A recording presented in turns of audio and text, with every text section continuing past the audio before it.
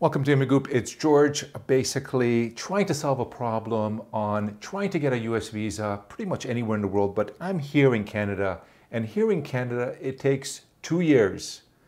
2 years to get an appointment to see if you could get a US visa. And I know if you're watching this video, you're going, I can't believe it, 2 years. Now, mind you, some people could get Canadian citizenship faster than by the time they get their US visa appointment. So we're gonna basically dive in deep and see if we could give you guys an edge on how to basically actually secure not only a regular appointment, 2 years, but an expedited. So let's dive in and see how we could basically solve this problem.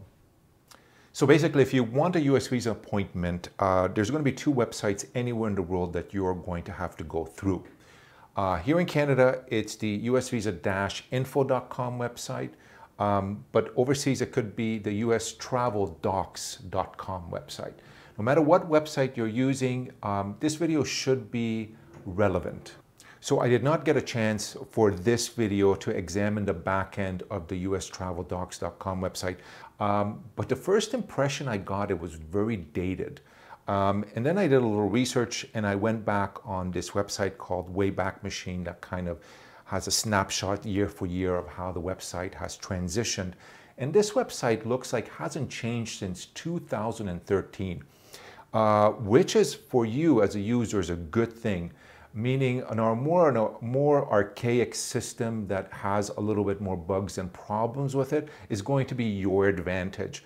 Mind you, if you have experience using that system, please leave it in the comment section below so it basically helps other people who are watching this video get an idea of where, let's say, the exploits are within the system and what they could use into their advantage. Or I'll leave you my contact information in the description below. You could reach out to me if you're kind of like pulling out your hair, and I'll see if I could put you in contact with somebody or if I could basically maybe help you get that earlier appointment myself. Okay, so let's start at the very beginning. Let me put myself in your shoes. Let's say you are coming to the US, maybe you're visiting, business meeting, you're a student.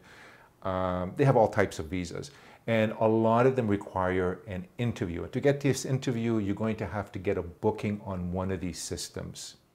And by the time you get a booking, you're going to get an interview, and at this interview, it's going to be decided if you're granted or denied that visa. But here's the problem. To get these interviews, you pretty much need an appointment, and a lot of times you're going to be faced with maybe an empty calendar or in a calendar like here in Canada, that's in a year and a half to 2 years out before you're actually able to find an appointment. Assuming you've done the basics, you've read the instructions with all its jargon, you've completed the paperwork, you paid your 185 USD non-refundable government fee, and now it's time for the appointment. But obviously, here's the problem. It's either there's no appointments available or they're really far out. Okay, so what's going on here? What is happening? So let's basically dive in on where are these appointments and how the system works. Because by understanding the system kind of more better inside out, it should give you a better understanding of how you could basically position yourself to get that appointment that you need. Now, obviously, the demand exceeds the supply. The US government is a monopoly in this sense. They don't have to worry too much about this. Just to give you some history, going back to 2014, 2013, when Immigrant Group was getting early appointments, a regular appointment only took 2 or 3 months to obtain, and an early appointment was like 1 or 2 days. Things have changed. Now, what we consider expedited appointments are 4 to 8 weeks, and regular appointments are 1.5 to 2 years. So for an example, the way it works, and it's pretty much the last 15 years I've seen it hasn't really changed. Every city basically is given a set of appointments, and it's generally in major cities that you're going to find an embassy or a consulate, and they're going to have a set of appointments really based on population. So for an example, here in Ontario, Toronto may get 30 appointments released daily, and Ottawa may get 15 appointments. So you kind of first assumption, if you were kind of flexible between those 2 cities, you said, well, I'm going to look for Toronto. Yes, but there is a problem. But Toronto is 10 times more traffic in trying to get those same appointments than Ottawa. So actually, even though Ottawa's half the amount of appointments, there's a better chance that you'll get an early appointment there. By the way, over the years, I have seen batches of appointments basically disappear in minutes and early appointments seconds. So no, I don't think the US Consulate General is some James Bond villain laughing his head off, hitting the red button to release appointments here and there. It's basically done in a more automated system. So the way it works is basically computer programmers that work for the US government set a set of parameters that are basically, once they program, they can pretty much walk away and forget about them. Periodically, they'll go back to change these parameters, but that's pretty much the way the US government system works. You see, there's one more important thing to remember, that life does happen for people and appointments are always canceled. And generally they're canceled before they're coming up to their interview date, maybe in a couple of weeks from now. By the way, if you need a written format about what we're just basically discussing, and also an update if this video has become 6 months old or a year old or 2 years old, see the description down below. I have an in-depth article that is going to be kept updated, especially with as certain things or certain parameters have changed. I'm going to keep those updated on the article as well. Before we start, let's get into some of the tips that I got from the pros. So let's dive into that now. So the first tip is, remember that these appointments could be released at any time. And most people are competing for the appointments between Monday and Friday between 9 a.m. and 5 p.m. So this is going to be the time that you're going to have the most difficult time to get an early appointment. Another tip is, if you're a family or a big group, basically grouping everything together, trying to get an appointment, it's advisable if 1 or 2 members of that group require an early appointment to split the group apart to get individual appointments for everybody. Obviously, the downside is everybody has to go at different dates for their interview, but the upside is you increase your odds of actually finding that one individual in the group an early appointment. While there is no set hours to find appointments, based on experience, it is observed that appointments are most likely between 5 p.m. and 1 a.m. and also between 6 a.m. to 8 a.m. Wednesdays between 1 and 4 p.m. seem to be another sweet time, but again, nothing is guaranteed and these parameters do change. So again, a link to the article below. So if they have changed, we're going to keep that updated there. The other tip is basically have access to the official website through your mobile device. Why? Because you're not always going to be at the computer, and you increase your odds of finding an appointment the more you're on their system. Be cautious not to refresh too much when you're on the system. This is a typical tactic everybody uses to see when an appointment is released. If you are blocked from the system, generally it will go back to normal in around 5 hours time. Also remember that if you're kind of flexible and you're choosing 2 cities to find an appointment, let's say X and Y, and on your DS-160 you've basically put X but you've got an appointment on Y, you could always change it later. Keep in mind that appointment slots become available not just due to cancellation, but also because daily allocations remain unfulfilled. So this usually favors certain groups like students, but something to basically look out for. One important thing I did while creating this content is I actually want to experience it for myself. So what I did is I reached out to a friend of mine in Toronto who I knew was basically looking for a US visa appointment, and he transferred his account information to me. He had a US visa before, so this whole thing was just a formality for him. And we want to see how long it took me to get an early US visa appointment, and I'll share the results with you now.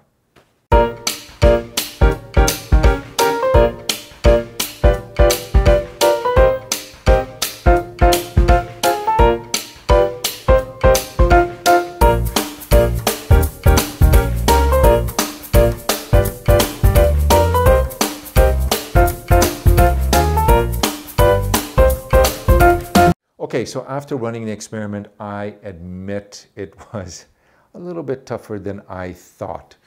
I am in the summer months, so kind of my expectation was it's going to be a little bit easier. By the way, the worst times to get an appointment, early appointment, is November, December, and just before the kids start school and just when they're about to end. These are the most competitive times. So it took me 14 days to get an appointment and 67 days from today. This was the earliest appointment I was able to get. On the third day, I did finally find the spot or the times that regular appointments were being released pretty much every day at the same time. So that's when I basically logged in a lot to see the calendar kind of open. I did miss 2 early appointments. They were snatched out right under me. This is the way it goes. You just have to keep trying. I didn't keep count on how many times I've basically logged in. I was going to do that when I first started the experiment, but after the third day, I realized I was like a 15-year-old basically checking Instagram. It was nuts. I was on that system a lot. But by the way, you know what works 100% of the time? Hitting that like button down below. For every like that we collect for this video, a U.S. consulate officer at an interview smiles. A rare occurrence, a beautiful sight, so hit that like button. So the bonus section of the video is I collected a couple of questions, and I'm just only putting 2. One that I get a lot is, what do the paid companies do that the regular Joe is not doing? What's the difference between them? And really, it's not rocket science. They're just throwing a lot of staff at the whole problem. And they're on the system all the time. That's pretty much it. They have the added benefit of basically, because they're always seeing the system, they kind of understand the parameters the programmer has set. So they get a pretty good idea of what's going on at the present moment, and when those parameters change, they basically adapt to that. By the way, these companies generally charge a few $100s for regular appointments, and the price goes up for early appointments from there. And of course, if you're looking for a paid service, Imagroup is here to help you. Just reach out to us and we'll see what we could do. Another question I got is, at least not here in Canada, but outside of Canada with the other systems, I get a lot of, hey, I see that the official website has text and a phone support. Should I use it? Is there any advantage? Well, the answer is there's no harm to it. But in my experience over the years dealing with these call centers, they absolutely give no edge. They're very polite, very nice, but they're basically regurgitating the same information you see. So pretty much you're better off kind of doing it on your own, but there's no harm in reaching out to them. So I hope you liked this video. Imagroup, we try to basically get underneath and kind of put the back end on the front. So kind of make videos and do content on our website that kind of tell you how to do it yourself.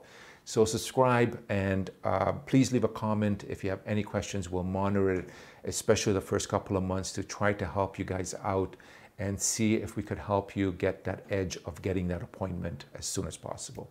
Thanks very much. It's George signing off from Imagroup. We'll see everybody next time.